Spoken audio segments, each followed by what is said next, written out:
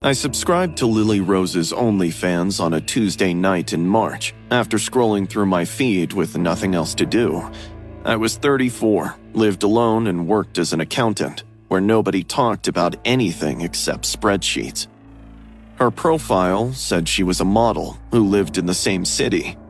We started talking a week later. Lily Rose was nothing like I expected. She hardly cared about what I could afford and was more interested in how I was. By the third week, I was checking my phone constantly, waiting for her name to appear. About a month later, she invited me over. She said she wanted to film exclusive content with someone she trusted.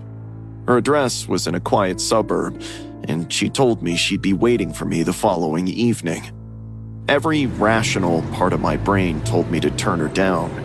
She might be nice, but I hardly knew her. Still, I was lonely, and Lily Rose had made me feel seen in a way nobody had in a long time. So, I went. The house was an ordinary single-story building with pale blue siding and a small porch adorned with potted plants. I rang the bell, and she answered almost immediately. Ethan! Oh my god, please come in. She giggled, tucking a stray strand behind her ear. I gave her an awkward smile, suddenly hyper-aware of how absolutely stunning she was. She had to be at least a decade younger than me. Inside, the living room was clean and sparsely furnished. We sat and talked for a while. All the while, my heart was doing somersaults in my chest. About 10 minutes later, she stood. This way. I swallowed hard and followed her down the hallway toward what I assumed was her bedroom. We were just a couple of feet from the closed door when loud footsteps echoed behind me. I turned to see an old woman standing in the kitchen doorway. She was lean and slightly stooped. Her wrinkled face resembled Lily Rose's if she were older, and her gray hair was pulled back in a tight bun. Ethan? That's Susan, my mom. Lily Rose muttered. All the softness and warmth from earlier had vanished. Help! Before I could finish, a cloth came over my face from behind. It was damp and reeked of a harsh chemical that burned my throat. I tried to pull away, but their grip was stronger than it should have been. My vision blurred. The last thing I saw was a blank-faced Lily Rose standing in the hallway, watching me collapse. I woke up, tied to a chair, under lights so bright they made my eyes water. My head felt like it had been split open.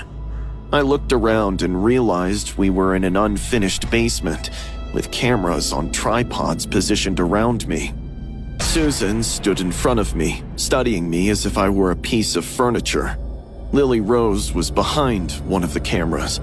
The women chatted about numbers and other things as they adjusted the angles. He's up! He's up! Lily Rose giggled. Susan glanced over, and her grin made me sick. I opened my mouth to scream, but only a whimper came out. Relax, love. We'll keep it as quick as possible. Unfortunately for you, they pay more when it drags out and looks real. She said, pulling out a small blade and pressing it lightly against my forearm. Cry for the camera. She giggled, drawing the blade across my skin. Blood welled up and ran down my elbow. I screamed and tried to pull away. The chair tipped backward, and I hit the concrete floor hard enough to see stars. Susan sighed, as if I'd inconvenienced her, and nodded at Lily Rose, who put the camera down and came over. They hauled me in the chair upright. Don't do that. Susan hissed, backhanding me across the face so hard my ears rang. Ethan, we need you conscious. They filmed the torture for what felt like hours, using tools I'd never seen before. The mother cut me in small places on my arms, shoulders, and collarbone. It wasn't life-threatening, but enough to make me bleed and beg. All the while, Lily Rose kept filming it all. At some point, I stopped screaming and just sat there, numb, certain that death was only a couple of hours away. Just when I had given up all hope, loud banging started from somewhere upstairs. I could hear shouting and movements. Seconds later, the basement door burst open, and officers flooded the stairs with their guns drawn, shouting commands. The mother lunged for the nearest camera, but an officer grabbed her and forced her to the ground. Lily Rose just stood there frozen, still holding the camera. Someone cut the zip ties around my wrists and ankles, and an EMT wrapped something around my arm. I couldn't process what was happening. One of the officers was talking to me, but I couldn't hear him over the ringing in my ears. Later, at the hospital, a detective told me one of their neighbors reported the ladies after noticing men going into that house, but never coming out. They'd been watching for 2 weeks before they got a warrant. The search turned up more cameras, hard drives full of content I was told I didn't want to see, and a section of disturbed concrete in the basement floor. When they dug it up, they found human remains. Bodies were buried beneath right where I'd been sitting. Susan and Lily Rose were arrested. The trial lasted 6 months. I testified twice and had to watch parts of the footage. The mother got life without parole, while Lily Rose got 25 years. The prosecutor argued she'd been coerced by her mother since she was 16, but I couldn't feel sorry for her. I'm 36 now. The scars have faded, but I can still see them. I moved to a different city, started therapy 3 times a week, and deleted every social media account. Yet nothing helps me from living the horror all over in my head again and again. Each time, my imagination makes it worse. This is a really cool and borderline disturbing story that happened to my friends and me a couple of years ago. We all live in Nevada, but every fall we fly to New York to hike some of the trails, specifically up in the Adirondack mountain area. If none of you have ever seen autumn in New York, it's very worth it. The sights are beautiful. Breathtaking, really, is the word that comes to mind. I know a lot of people where we live think of New York City every time we say that we're going to New York, and they don't realize that the state is kind of big, and most of the state is mountains and forests. Basically, do yourself a favor and check it out, especially if you're a fan of nature and the outdoors. The Adirondacks are a must. My friend Luis always plans the hikes for us every year. He's one of those strange types of people who could live off the land, be stranded in the elements, and survive relatively easily. We trust Luis. He's safe, he's thorough, and he hasn't led us into danger yet, and we've been doing these hikes and camping trips for over a decade now. And this year was no different. We got to our cabin and spent the first night going over the map and trail that Luis had planned out. It seemed like a straightforward trip. Sometimes Luis liked to really challenge us. This year, though, he wanted to enjoy the sights and not worry about the difficulty of the terrain. We started early in the next morning, and we were navigating the woods and taking pictures of all the amazing sights. And during our hike, Luis took us a little off course because he said that he could see something up ahead that kind of didn't look natural. I've seen enough horror movies to know that when somebody says something like that, it usually means no bueno. A few yards off, of course, we stumbled upon a very old structure. It became clear right away that it was some sort of old church. I can say that confidently because the building had a big steeple and a cross on top of that steeple. And if you ask me, that's a dead giveaway for a church. And even though we were surrounded by beautiful sights, this was somehow the most amazing thing I'd ever seen.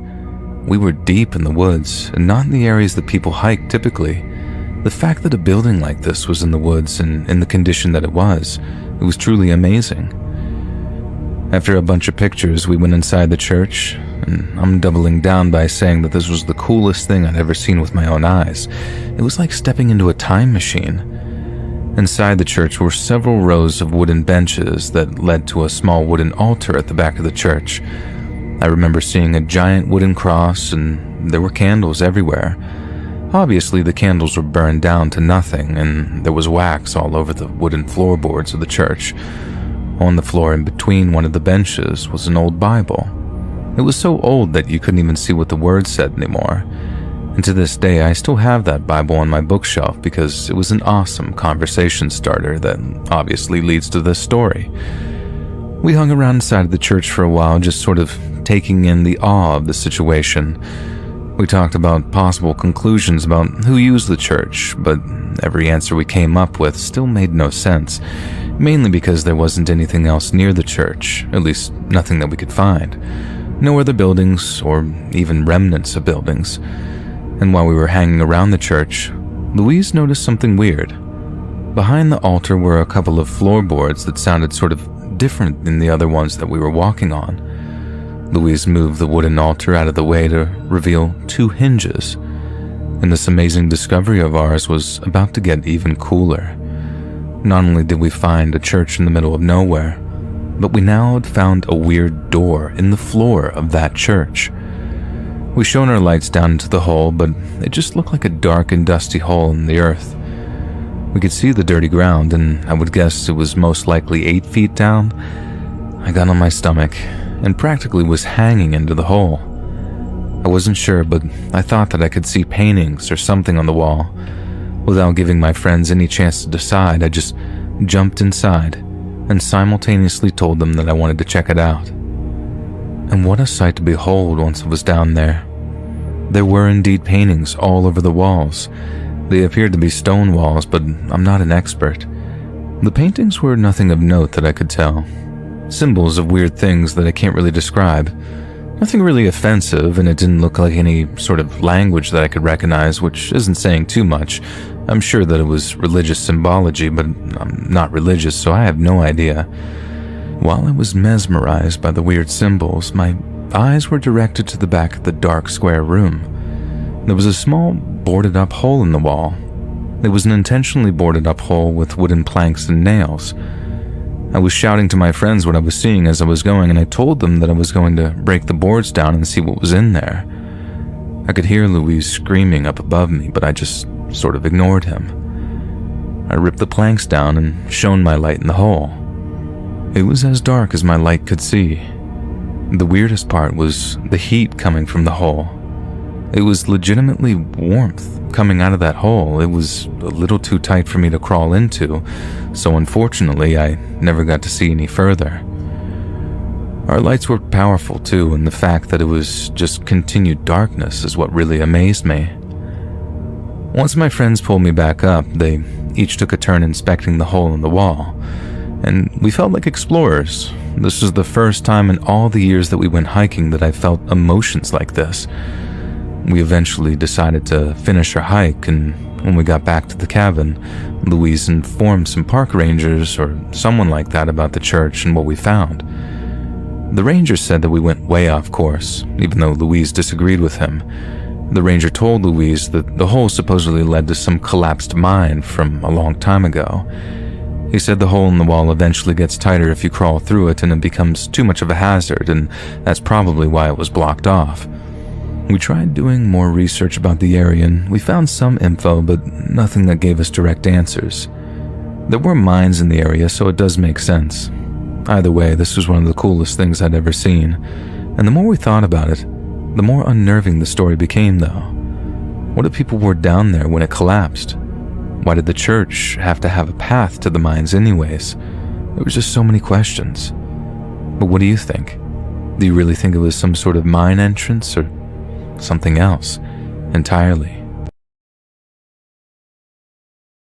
I am Olivia Bennett, and this happened about 7 months after I moved out because I thought independence would make me stronger. I'd always wanted to study medicine, and living alone felt like the kind of sacrifice serious people made. Most nights, Instagram was the only thing that reminded me I wasn't living under a rock, so I was pretty active on Instagram. The follow request came at around 11:30 on a Wednesday night while I was studying for a biology exam at my desk. The account was @Emily. It looked like a bot account because it didn't have a profile picture, posts, or followers. I should have declined it immediately, but I was 19, tired, and hardly thinking straight. and I'd gotten dozens of random follow requests that week from people starting new accounts or bots or whatever. I accepted it without a second thought and went back to my notes on cellular respiration. Seconds later, my phone buzzed. @Emily had posted a story. I tapped it more out of curiosity than anything else. The image loaded, and my stomach dropped. It was unmistakably my house. The photo was taken from the street, but my bedroom window was visible on the second floor. The curtains were open, and the lights were on. And if you squinted closely enough, you could see my shadow under the glow of the desk lamp beside the edge of my bookshelf. Before I could wrap my head around it, a message came through. "You should turn that off now, Olivia." My hands started shaking and my mouth went dry. I hurriedly got up from my desk, turned off the lamp, and closed the curtains. My room went dark, except for the glow from my laptop screen. I stood there in the darkness, trying to process what was happening. Right then, my phone buzzed again. @Emily had posted another story. I opened it with my heart hammering in my chest and nearly screamed. The story refreshed. It was my house again, but from the inside this time.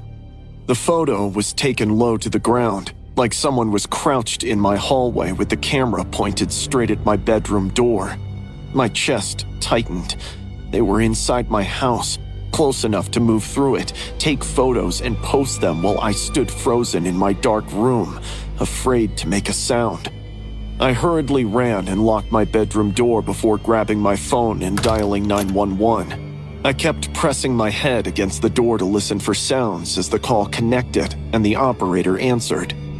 I whispered that someone was in my house. She told me to find a place to hide and stay on the line. I crawled into my closet, pulled the door shut, and sat there in the dark with my phone pressed to my ear and my free hand over my mouth to keep myself from making noise.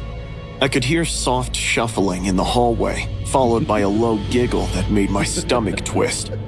The operator kept talking to me while she told me the police were on their way, and I stayed curled up in that closet, counting my breaths and flinching at every sound the house made.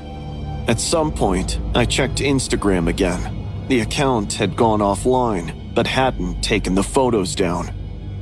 By the time the police arrived, I was sobbing so hard I could hardly speak straight. An officer consoled me while another searched the entire house. They found my back door unlocked, but everything else was in its rightful place. They took my phone and looked at the Instagram account. @Emily was still there, but both stories had expired.